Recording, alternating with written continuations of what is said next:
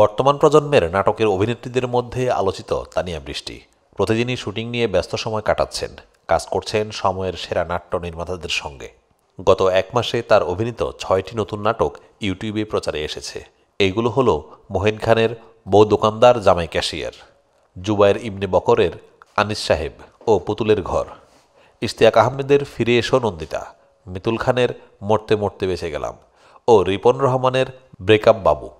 প্রত্যেকটি নাটকেই তানিয়ার অনবদ্য অভিনয় দর্শককে মুগ্ধ করছে। যে কোনো চরিত্রেই নিজেকে সহজে মানিয়ে নিতে পারেন বলে নির্মাতারা তার উপর আস্থা রাখছেন। নতুন এই ৬ নাটকে অভিনয় এবং নিজের আগামী দিনের কাজ প্রসঙ্গে তানিয়া বৃষ্টি বলেন, সর্বশেষ নির্মিত নাটকটির জন্য প্রচারের প্রথম দিন থেকেই বেশ ভালো সাড়া পাচ্ছি। এছাড়াও অন্য ৫টি নাটকের জন্য বেশ ভালো সাড়া মিলছে। এক একটি নাটকের গল্প এক এক রকম, যে কারণেই দর্শক ভিন্নতা পাচ্ছেন।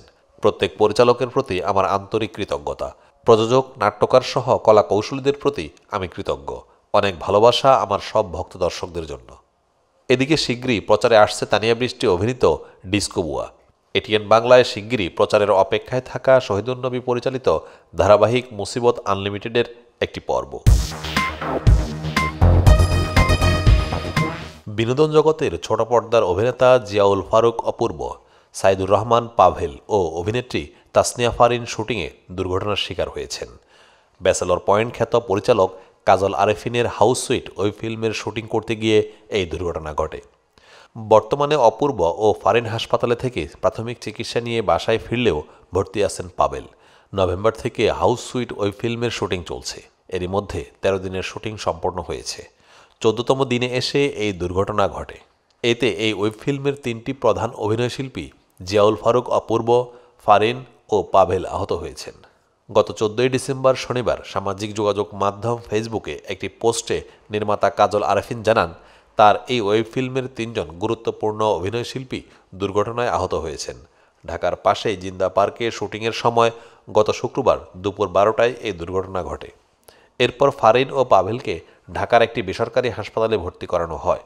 প্রাথমিক চিকিৎসা সেবা দেওয়া শেষে সন্ধ্যায় ফারিনকে হাসপাতাল ছাড়ার অনুমতি দেওয়া হলেও পাভেলকে থাকতে হয়েছে। শনিবার সন্ধ্যার পর তার এমআরআই করানোর কথা রয়েছে। এরপর প্রতিবেদন দেখে সিদ্ধান্তের কথা জানা যাবে। দুর্ঘটনা সম্পর্কে নির্মাতা বলেন, আমরা ঢাকার পাশে জিন্দা পার্কে শুটিং করছিলাম। একটি দৃশ্য ছিল এমন, বাজারের মধ্যে স্কুটিতে করে আসবেন অপূর্ব ভাই, ফারিন ও পাভেল। একটি নির্দিষ্ট মার্ক দেওয়া ছিল, যেখানে এসে স্কুটি থামবে। কথা ছিল ফারিন স্কুটি চালাবে, অপূর্ব ভাই ও পাভেল পেছনে বসে থাকবেন। কিন্তু ফারিন স্কুটি চালাতে না পারায় দায়িত্ব পড়ে পাভেলের উপর। সে নিয়মিত স্কুটি চালায়ও, তাই দৃশ্য অনুযায়ী পাভেল চালাবে। পেছনে বসা ছিলেন ফারিন ও অপূর্ব ভাই। মাটির রাস্তায় বালু ছিল। স্কুটি একটা জায়গায় এসে ব্রেক করার কথা, পাভেল ব্রেকও করেছিল। নামার সময় পা পিছড়ে পড়ে যায়।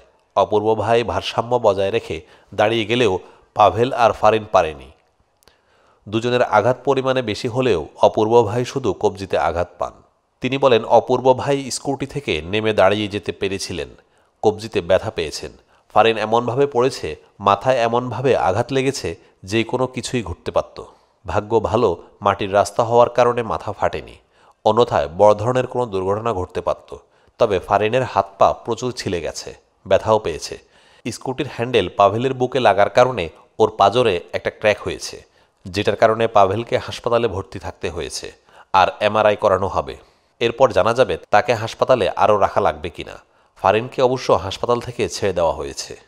এক স্কুটিতে ৩জন বসলো কিভাবে, এমন প্রশ্নের উত্তরে পরিচালক বলেন, স্কুটিতে ৩জন কিন্তু বসা যায়। আমাদের দৃশ্যের প্রয়োজনে ৩জনকে দেখানো লাগতো, সেভাবে আয়োজন করা হয়েছে। কাজল আরেফিন বলেন, আমাদের শুটিং বাকি আর ৩ দিন। আমরা ১৩ দিন শুটিং করলাম। ১৪ দিনের মাথায় এই দুর্ঘটনা ঘটল। এখন ওই বাজারের শুটিং পুরোটা আবার করতে হবে। অনেক বড় একটা সেট বানানো হয়েছিল। বাজারের এই সেট বেশ ব্যয়বহুল।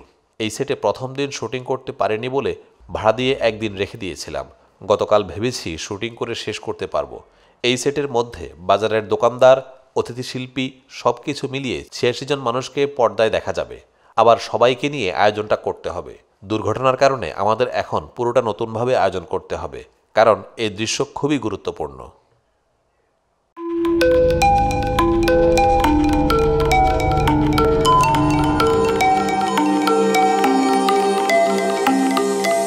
টেক টিভি, দেশ ও দশের কথা বলে।